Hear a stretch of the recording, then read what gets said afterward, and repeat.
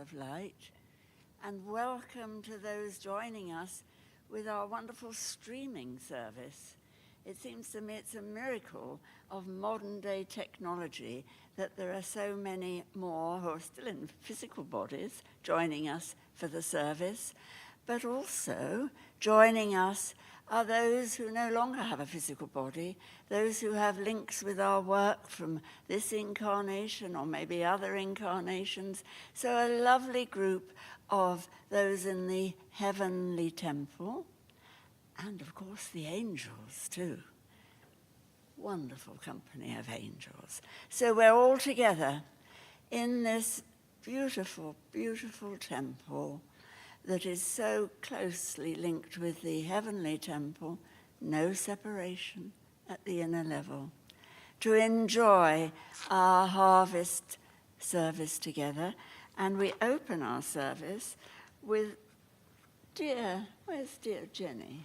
We have much creativity in White Eagle's work, and that's something to really be celebrated, that we're going to begin with Jenny's Harvest Hymn, which is page 37 of your hymn book. And I love this hymn book. Do you like the hymn book? Newly redone, I think, since I was last here, Anna. Beautiful. A thing of beauty in itself. So let us enjoy not only the easy way to find the hymns, but also the beauty of the hymn book. You know, part of our work is to bring heavenly beauty down to earth. And we were just talking about that. I'm happy to have my retreat visitors, or members, brothers with us now. And we were talking about beauty, just briefly, this morning, the seventh ray of beauty. So we have beauty all around us. So let's enjoy singing this lovely, lovely hymn. Thank you, Jenny. I think Mum is going to play it first. Okay. We'll follow your lead.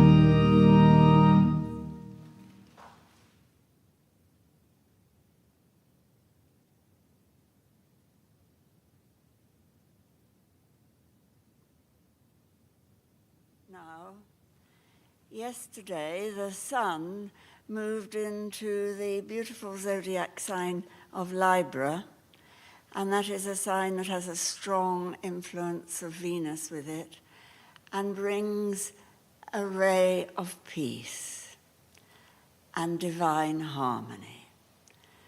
So I'm hoping that this morning, as you join in this service, you will really feel this ray from heaven of divine peace.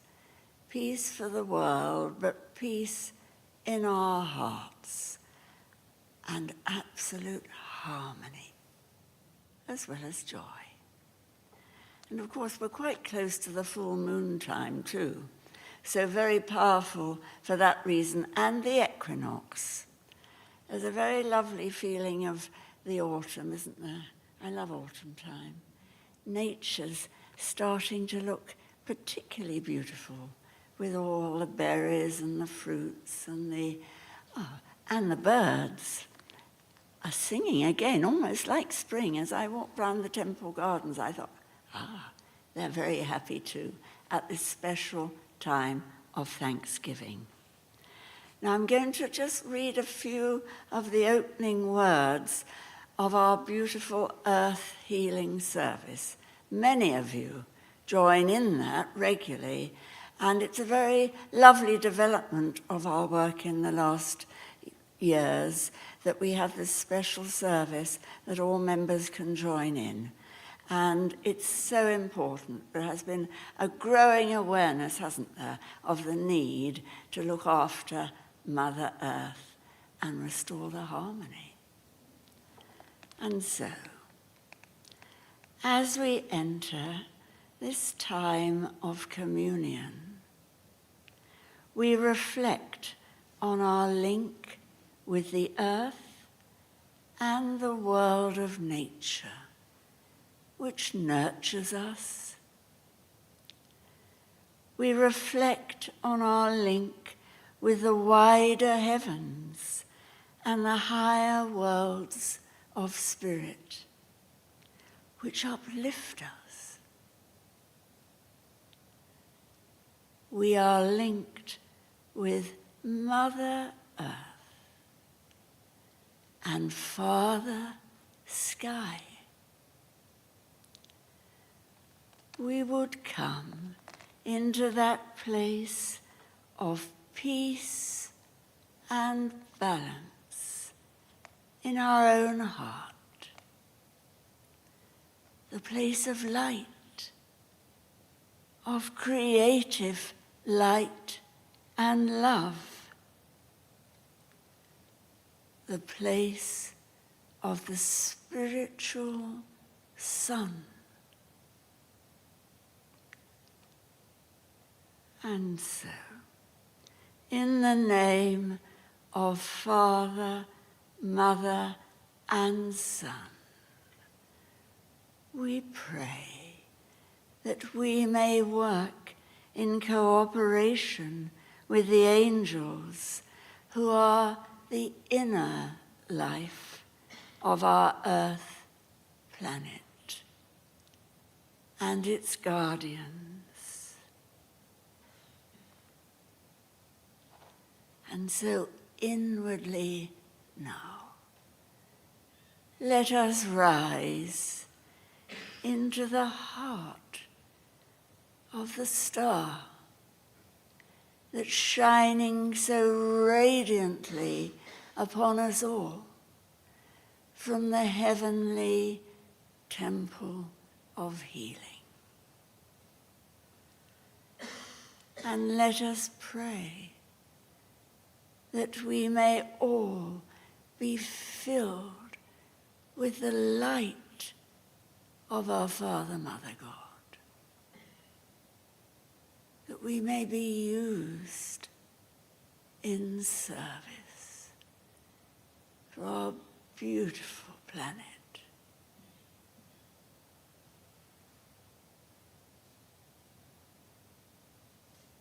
Just a few moments silence now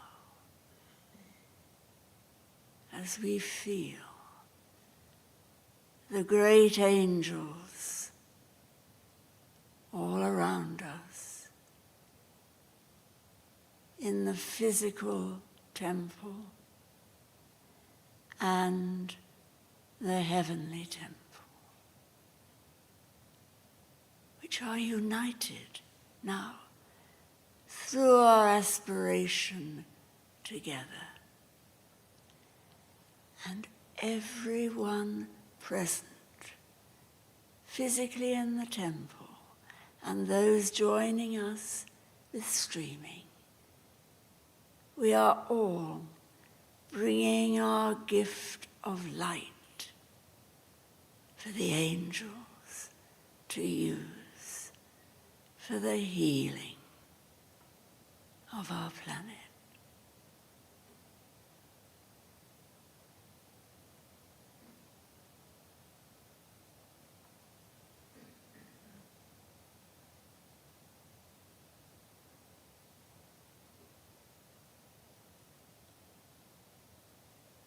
And we give thanks for the abundance of the gifts of Mother Earth, for the harvest time, for the flowers, the fruits, all the joy that the animal brethren bring us. Oh, Father, Mother God, we thank you and pray that we will learn to work in greater harmony with all your wonderful creation.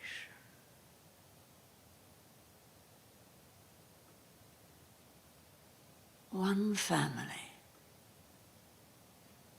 human, angelic, animal, bird, every creature. Let us work together in ever greater harmony.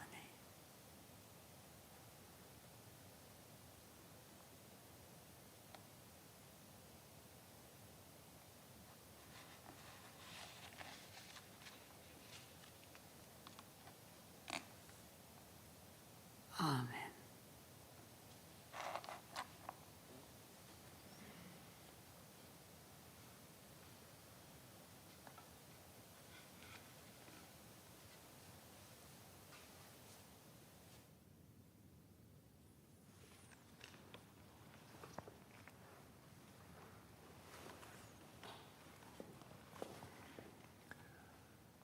I'm going to read a passage of White Eagle's teaching from this book, Earth Healer.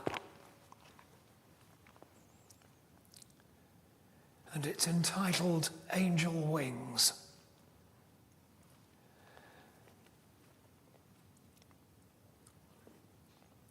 As Native Americans, we learnt a little of how to make contact with the angelic brotherhood, who are still our silent helpers and are the controllers and directors of natural forces like the wind and the rain.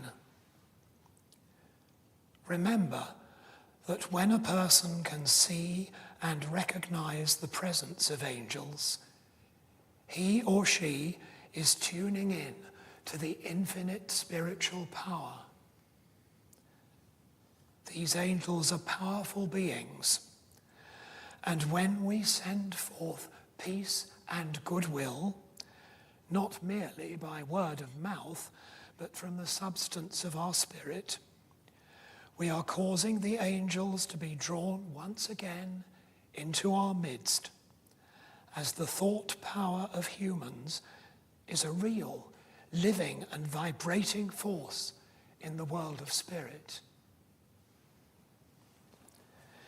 We would draw your attention to the presence of angels on your planet.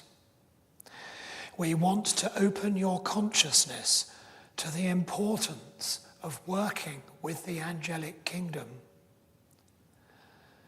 Speak to your good angels, national angels, those angel beings who are over your country. Appeal to them. Seek their power and their love. They will serve you in purity. They work dispassionately.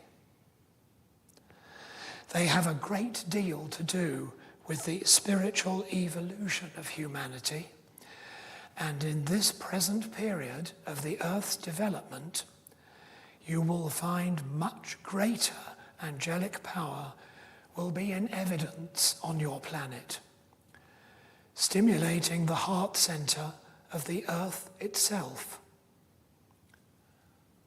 Ask the angels, seek the cooperation of the angels that live entirely to serve God, the Great Spirit, and humanity, your brothers and sisters all over the world. We see the angels working with the substance we give them, so that forms of peace and goodwill live among humanity until they have served the purpose for which they are created. We find this universal brother-sisterhood, this community of people and of angels, is continually being welded together and strengthened. There can be no separation between angels and humanity. They work together, side by side. Call upon the angels and you will know where the key to the gate of heaven is to be found. You will know how to insert that key and unlock the gates. You will be the companions of the angelic brotherhood who are ready to lift the veil and show you the very deepest secrets of nature and of creation and of the life forces in the earth, in the rocks, in the water, in the fire, in the air. Imagine that we are gathered together on a mountain height with blue stars like jewels in the sky, and you are able to see hosts of angels, perhaps not as clearly as human forms, but in the white mists with the golden light of the heavens shining through. In the apparent clouds, you will see angel forms, winged beings.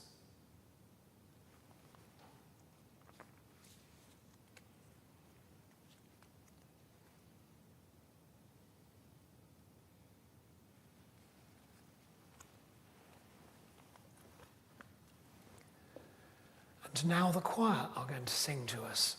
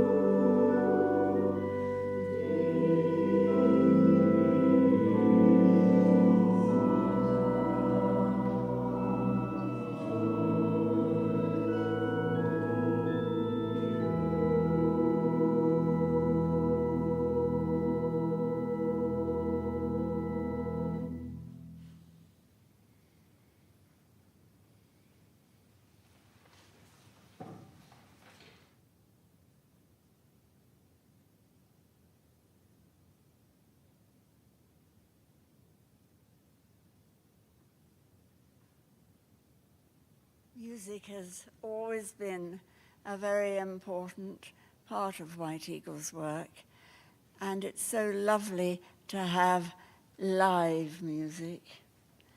And that was just beautiful. The ray of beauty and creativity here with us. And I want to give a special thanks to Mark, our organist, who lives in Wales and has made this special journey to be here with us, to play for us at our Harvest Festival. Thank you, Mark, and you're a great organist. So we come now to what I believe is a very, well, every bit of the service is special, but the prayer for humanity, our prayer for sending out light to the world. Some of you may have heard me say before that when I was a little girl, well, maybe not so little, but not yet a teenager, long before the temple was built, we had a monthly service in Newlands Chapel, and I was told that I had to attend it, because in those days, you could tell children what they had to do much more than nowadays. And the part of the service that I really loved was the sending out of the light. It just touched something in my heart, and it has ever since, although I have to say that I like the other parts of the services now too. But this gives me joy, the prayer for humanity, because I feel that it brings our White Eagle family all around the world together, because all our star centers around the world use this prayer for sending out the light. Many of our smaller groups around the world use the prayer. And I know that our dear leaders in our temples, our sister temples, you know, we have a temple in Mullaney in Australia and in Montgomery and in Texas, and I've actually been in touch by email with both our temples this morning and saying that we're having this service and that we'll be linking up with them. So it's our worldwide family coming together as we have our prayer for all humanity. And we remember before God the need of all humankind, and that we may pray to God. We have made quiet the fretful mind of every day. Let us open our hearts to the Father, Mother God, and to Christ, the Son, to the Holy Trinity of wisdom, love, and power. In the holy name of Christ, by the Christ light in the hearts of all people,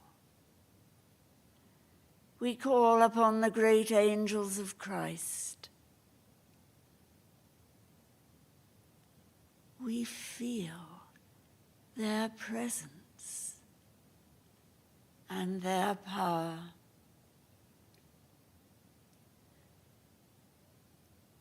We attune ourselves to the prayers of all men and women of goodwill.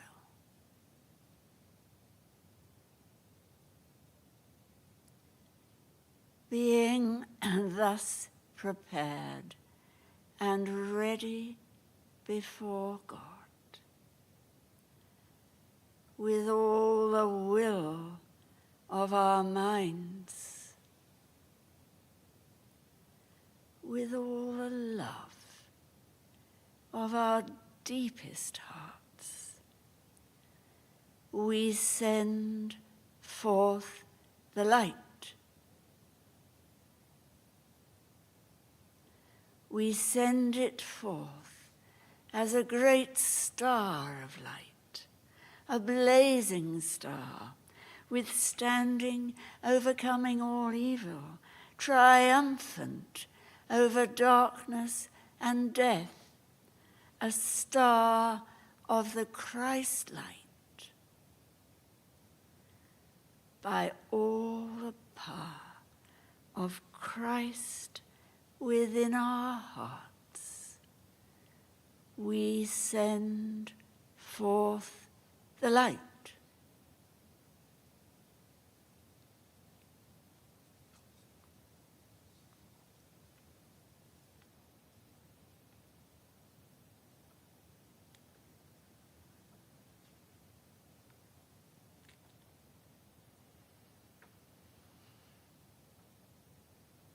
And now we hold within this blazing Christ star the soul of Britain, the soul of the people of Britain, the soul of Britain,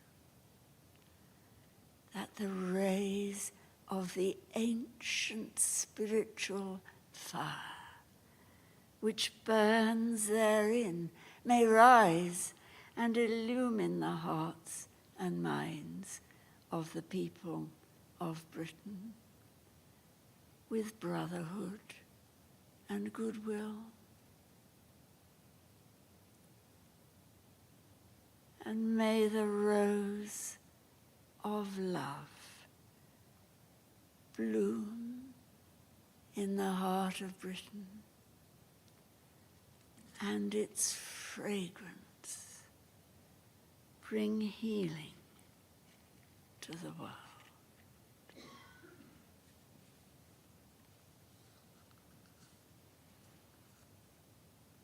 And now we hold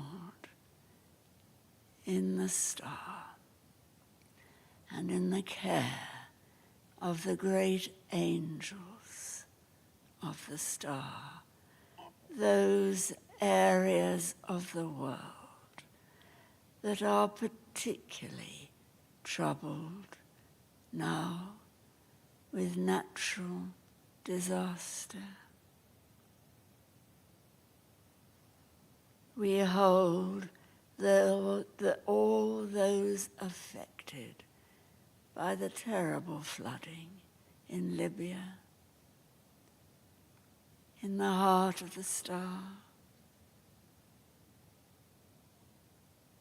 May the light of the star bring comfort to those who are bereaved and have lost their homes. And may the star help heal the political fabric of Libya and other countries that are in great need for political reasons or because of war. Of course, we think of Ukraine and Russia. And those affected by the earthquake in Marrakesh.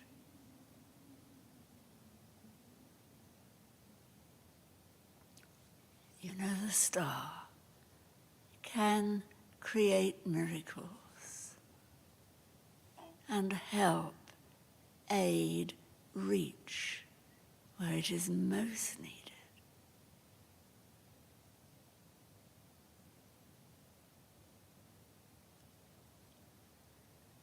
And now finally, let us hold within the star anyone known to us personally who is in need today.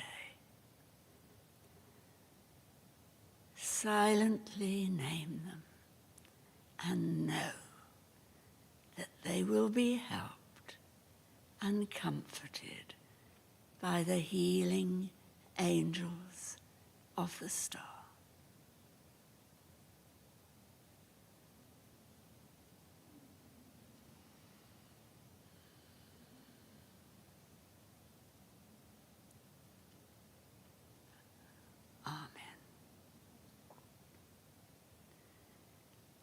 And let us say together now the beautiful words of the Lord's Prayer. Our Father, which art in heaven, hallowed be thy name. Thy kingdom come. Thy will be done in earth as it is in heaven. Give us this day our daily bread, and forgive us our trespasses, as we forgive those who trespass against us. And lead us not into temptation, but deliver us from evil. For thine is the kingdom, the power, and the glory, forever and ever. Amen.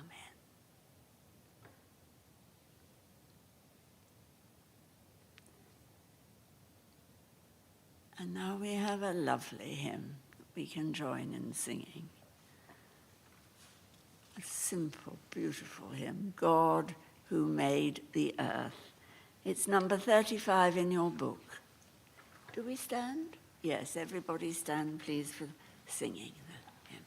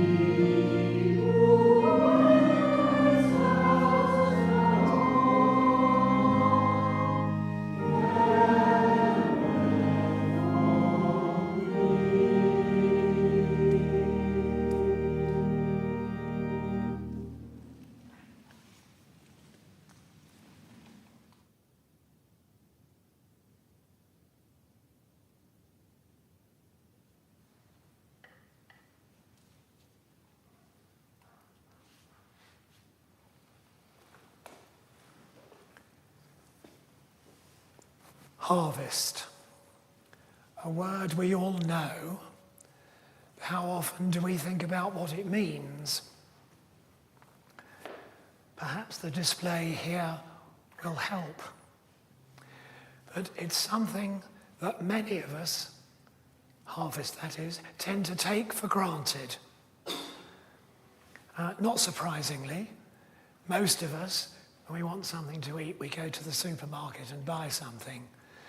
I don't think we spend very long wondering how it gets there in the first place, although awareness of that is undoubtedly increasing. But however fortunate we may be in our lives now, it's not really all that long since things were a lot different from that.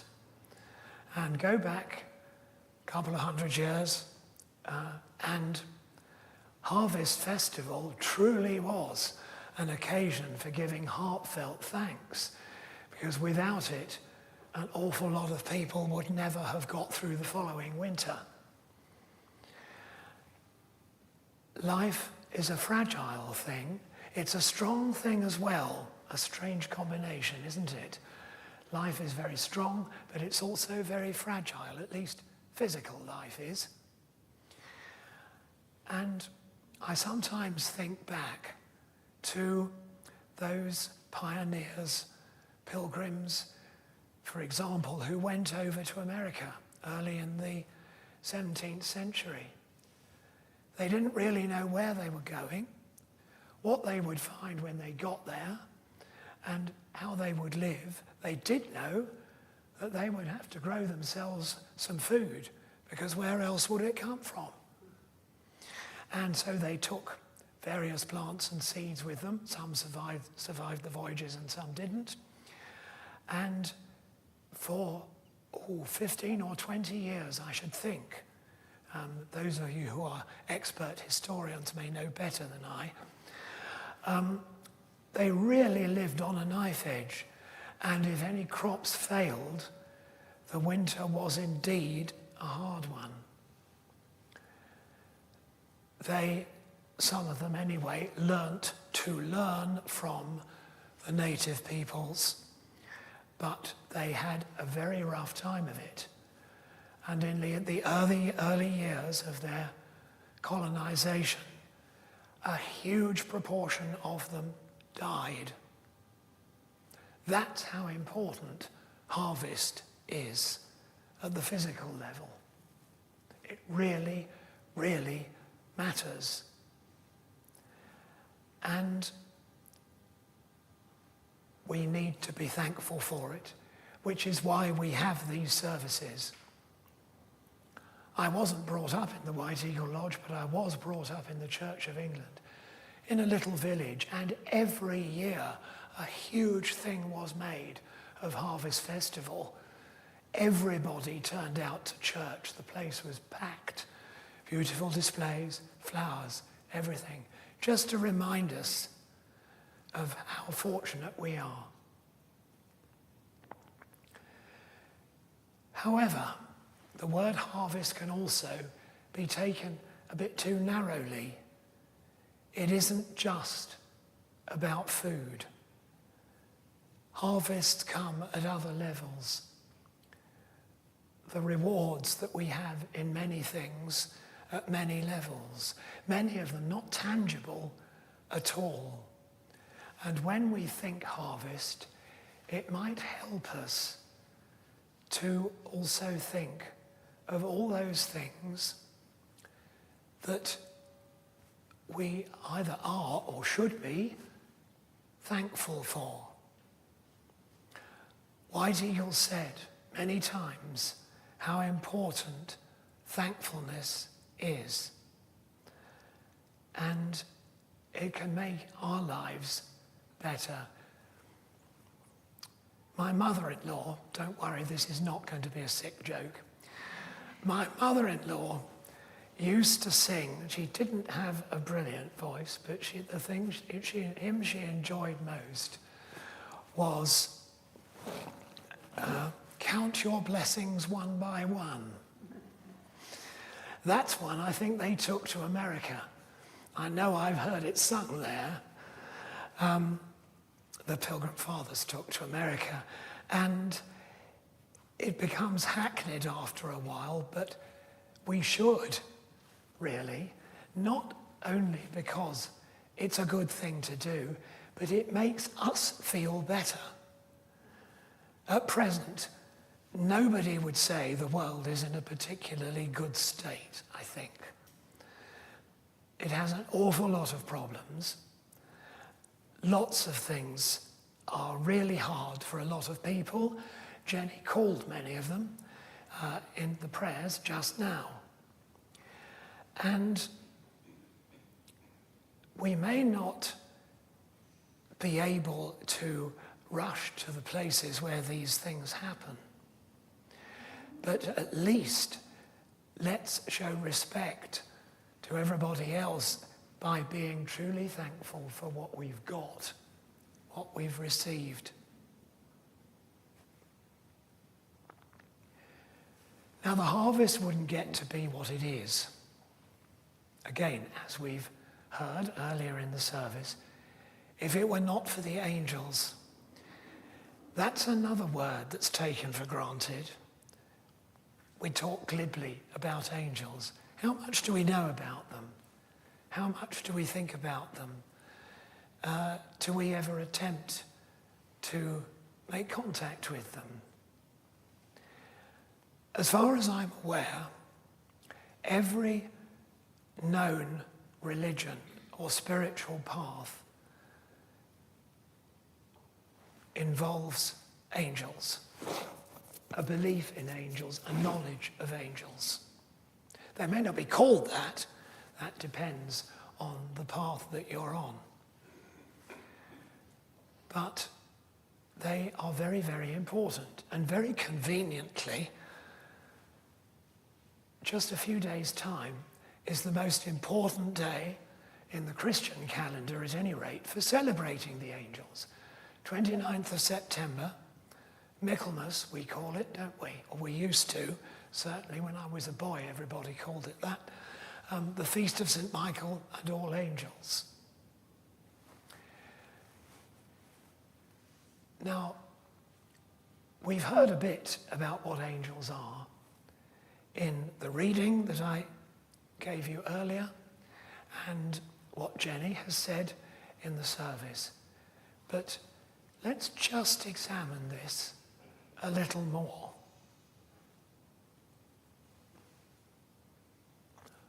Who was St. Michael? He is generally thought to be the leader of the whole angelic kingdom. I have never heard anybody contradict that view, and I have always regarded him as such since I was taught so when I was small. But the angels, I think, are not really what we tend to think they are. There are various ways that I can address this issue, hopefully without keeping you for too long.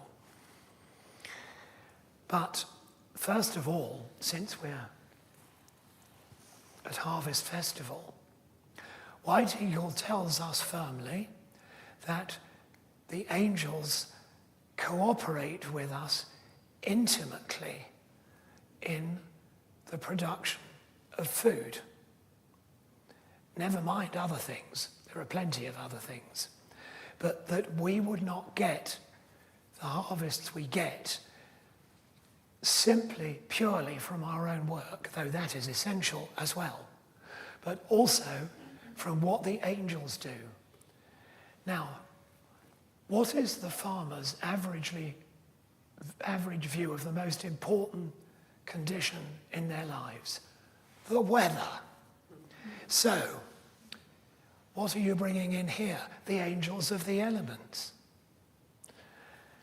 The angels of the earth in which everything grows. We try to send the light to the earth, as we have done. The angels do the same. Sometimes we think, oh my goodness, I wish it would rain. Maybe not recently, but we do. There's the angels of the water. They look after all that side of things. Then there's the angels of the air. We need the air to move. We need currents of wind. Okay, sometimes we get too much. Sometimes we get too much water. Sometimes we get too much fire. But this is not the time or the place to go into the reasons for that, or what the angels' part in that is concerned, even if I was convinced that I knew, and I'm not pretending to know, though I inquire of the heavens sometimes, what on earth is going on? Don't we all? Anyway, an interesting thing about St. Michael is he is always pictured holding a sword. Now, Jenny mentioned that at this time of year, in some ways, we particularly think of peace. Now, are we saying that angels are actually a military force? This is quite an interesting thought, isn't it? Because St. Michael is always marked out as someone who fights. Wait before you rush to judgment. What does that word fight mean? Just to lighten things a little, I will tell you a very short story, which was told to me by one of our dear brethren from the London Lodge, who in fact passed to the next world many years ago. And he had an enormous sense of humour. And he was invited to a wedding. And one of the hymns that the bride and groom had chosen for their wedding service, don't ask me why, was Fight the Good Fight. Some of you may know that hymn. Yes, it made everybody laugh, but if you actually read its words, it's not talking about a crusade. It's not talking about soldiers marching to Jerusalem and doing terrible damage and killing people and all that. It's not that at all. Michael and his angels are soldiers of the light. The sword that St. Michael holds aloft is the sword of truth and justice. Another Libran thing. Jenny was talking about that, so I'll just slot that in. Very much the sign in which we learn about justice. But certainly the sword of truth. Now, the angels have no problem with truth. They are servants of God. They do not question. They do God's bidding. Whatever you conceive God to be, it doesn't matter whether your view is that God is some kind of person, an angel, a current of air, whatever. God is everywhere, but they follow whatever the will of God is. And they can bring that to us if only we will. It's not just listening to them in a manner of speaking, but acknowledging that they're there. Now, I know that many of us, perhaps in this room, probably do, but it's never something that's too important, or it's too important to not important enough to say. We need to keep saying it. They are there. And I can assure you, I claim no special gifts at all, but when this temple was going up, you could feel, I only say feel, I don't have second sight, second hearing, second anything else, but I could feel that they were here. I didn't know what else to call them other than angels, and I'm sure that's what they were. Look around you here. You think there are lots of empty seats. I'm here to tell you you're wrong. It's not an enormous space, this temple, but space doesn't matter if you're not restricted to a physical body. The angels are not. They can go anywhere. Be with anyone instantly, at any time. Angels assist the human community on earth with everything that we do. Everything. Everything. If they think, they probably don't, but in the way that we think, they're beyond that, they know.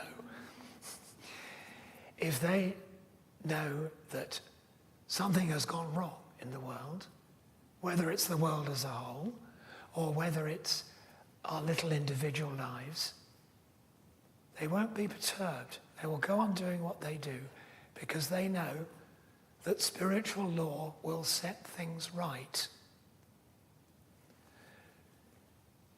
Another hymn, not one of my mother-in-law's favourites, but one of mine, God moves in mysterious ways. The words were written about 400 years ago, I think, by a British poet. I've forgotten his first name, Cooper, his surname. Can't remember his first name. Anyway, God moves in mysterious ways. The older I get, the more I realize it's true. When you can start to see the mystery, see the thread, you'll know it's true. We will know it's true.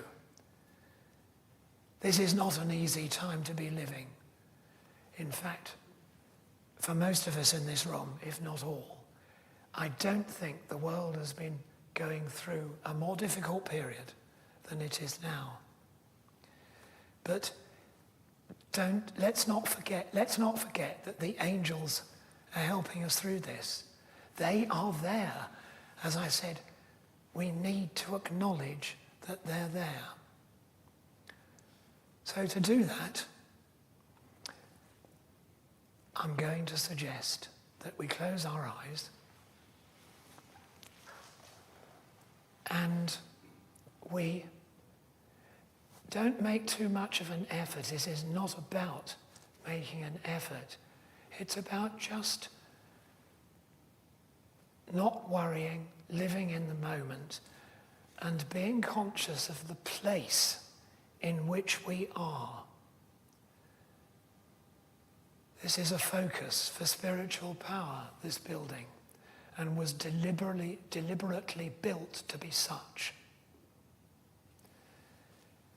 And in it right now, whether we can see them or not, whether we can hear them or not, whether we can feel them or not, there are angels. Many of them. Some of them are connected directly to the building itself, in that it is their task to be with it as it lives its life. In a way, the building is a living being, a much bigger being than we are.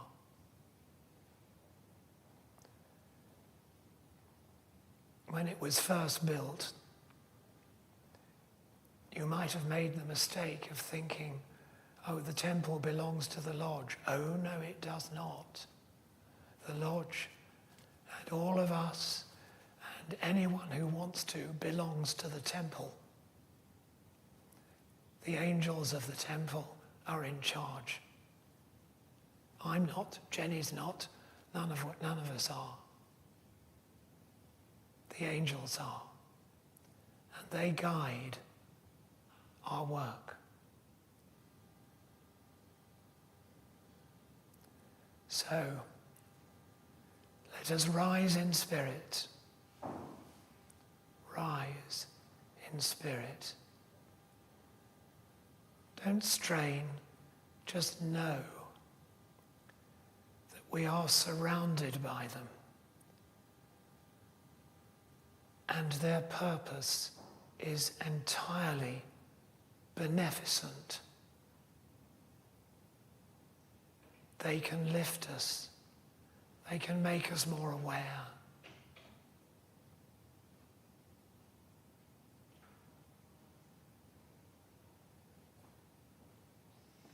If we can be quiet enough, maybe we can hear them.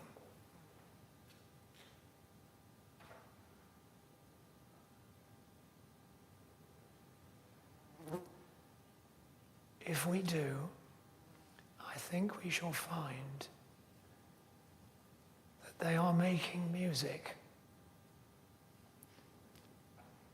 Not quite possibly as we understand it, but certainly music. The music of the spheres, let us say.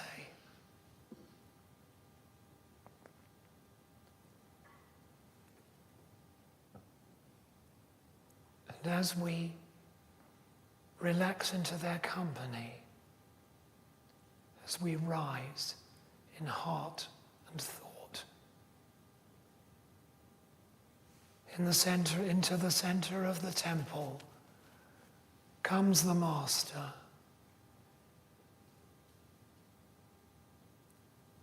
very obviously at this time the Master Jesus, because he is the embodiment of healing.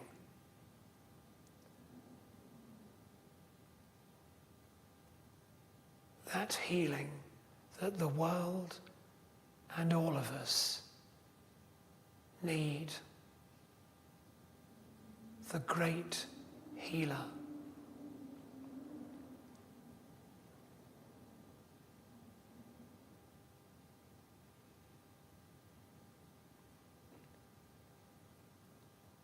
And in our hearts, if we wish, we kneel in silence before this altar in the world of spirit.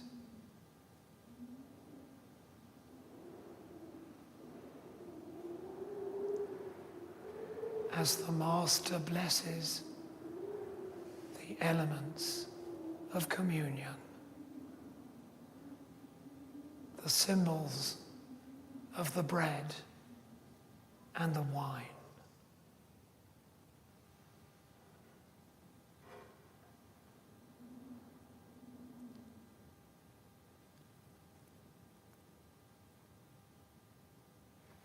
He gives to each, to everyone in this great spiritual temple, the spiritual counterpart of our physical temple. He gives to everyone the bread. We take it and eat it. It is nourishing, fortifying.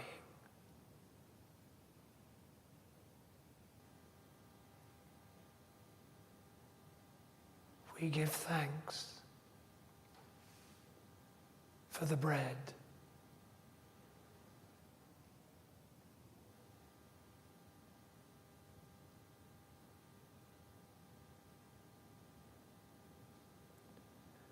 And now he lifts aloft the chalice,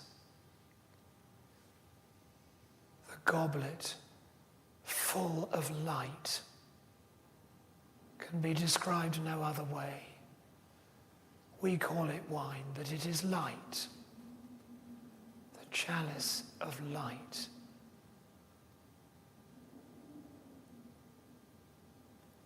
The great blessing descends upon the chalice and the assembled company, human and angelic.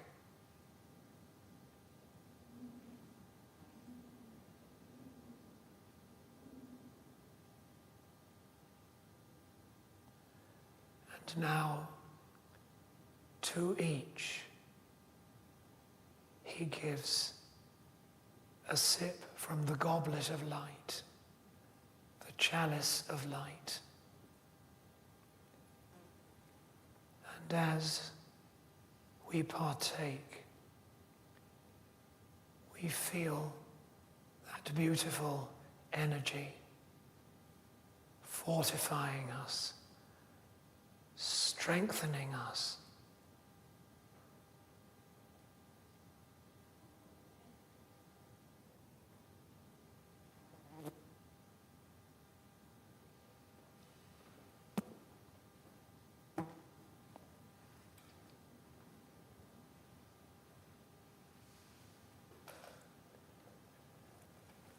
And we give thanks for what we have received.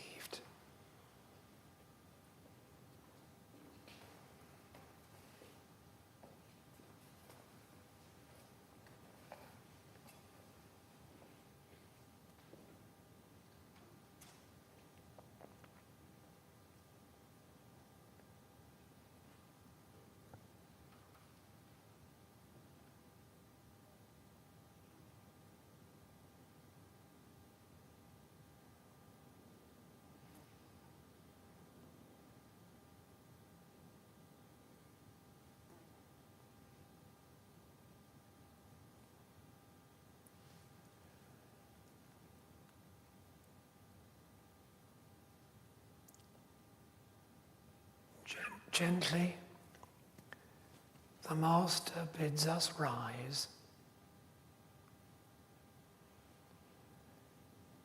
and all together we give thanks to the Almighty.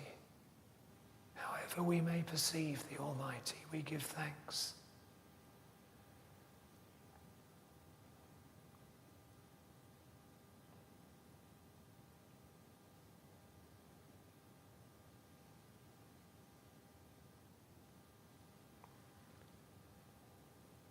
And we realize that we can bring this strength, this light,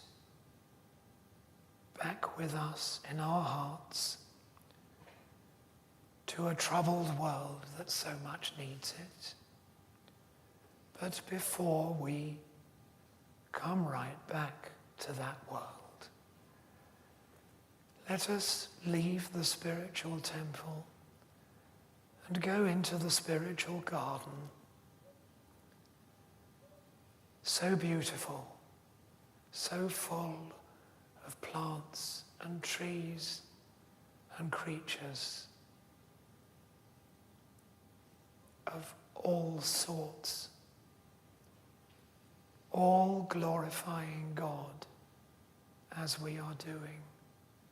Let us walk among them as the music plays, and then come gently, gently back again into our physical temple and our physical bodies. But first, into the garden.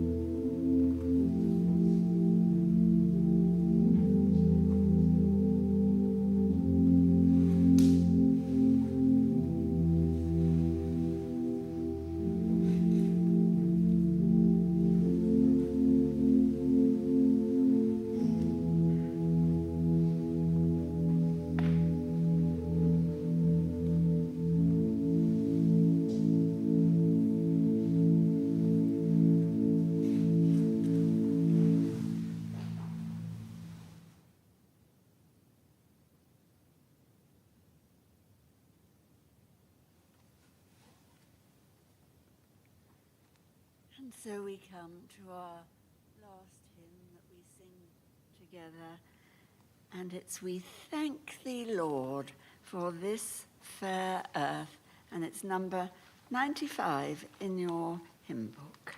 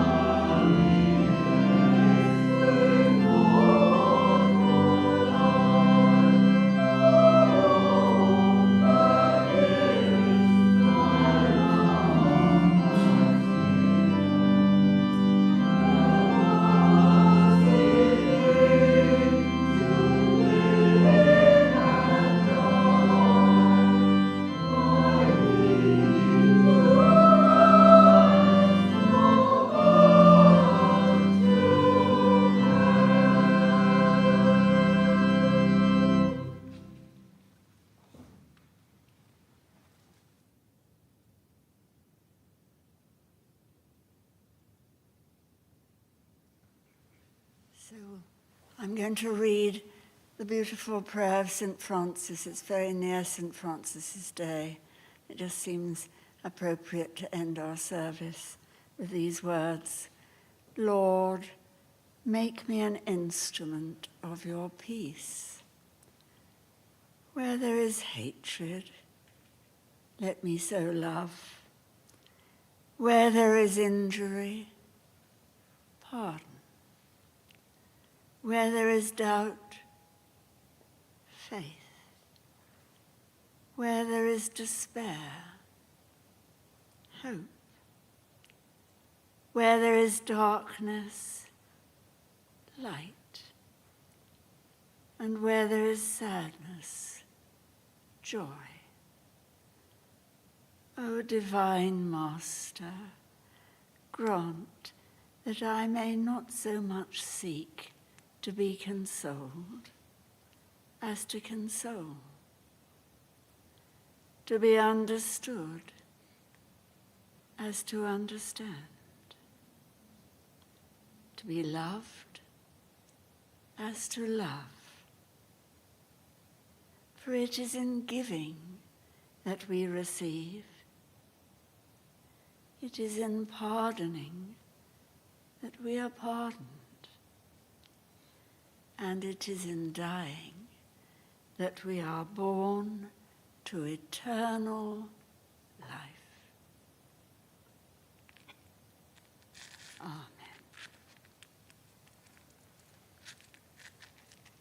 And so we will now sing together the Vesper, which is page 101 in your hymn book.